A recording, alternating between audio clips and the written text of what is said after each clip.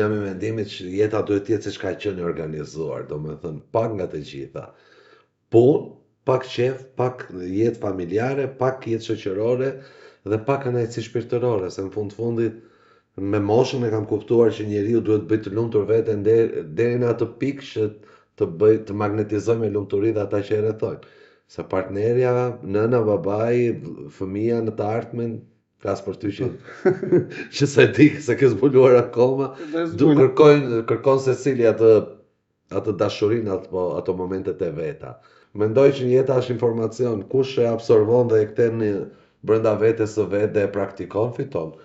Se të thash njëherë, sa më shumë lek të fitosh, aq më shumë e kupton që ti pas ke varfëruar jetën, momentet e bukura.